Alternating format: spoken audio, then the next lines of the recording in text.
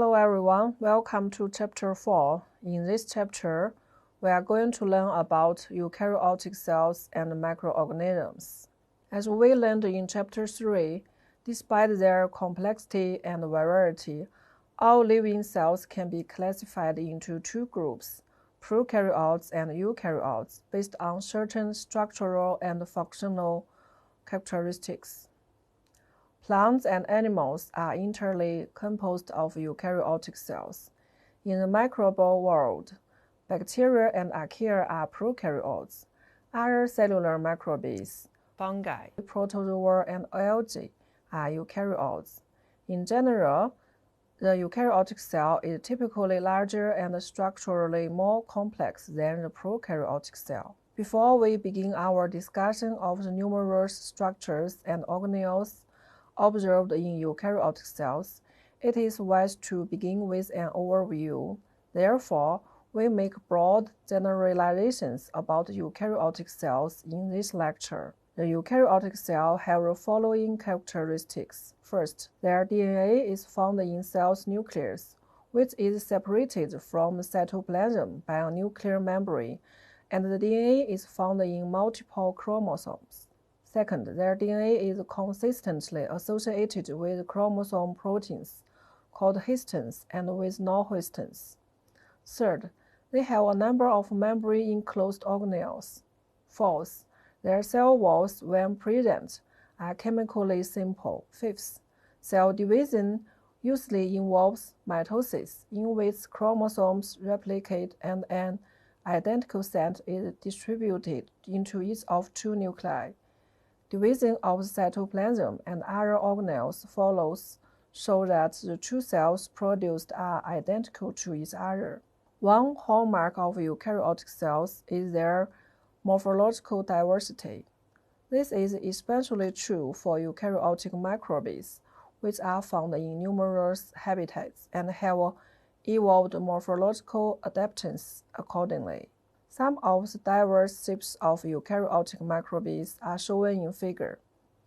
A is the picture of Paramecium, which is a kind of protist. B is a picture of mixed diatom fructose.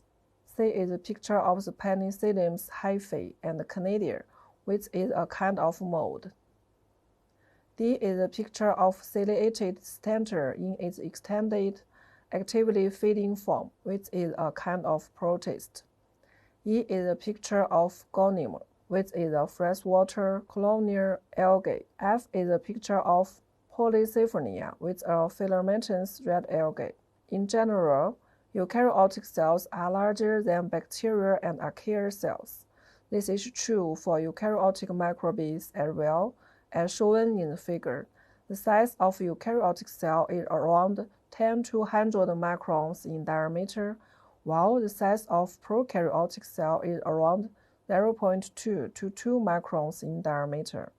However, just as some bacteria and archaea are very large, even larger than some of the largest protists, as we studied in Chapter 3, so too are there some protists smaller than many bacteria and archaea. Eukaryotic cells are distinctive because of their use of membranes, as shown in the figures.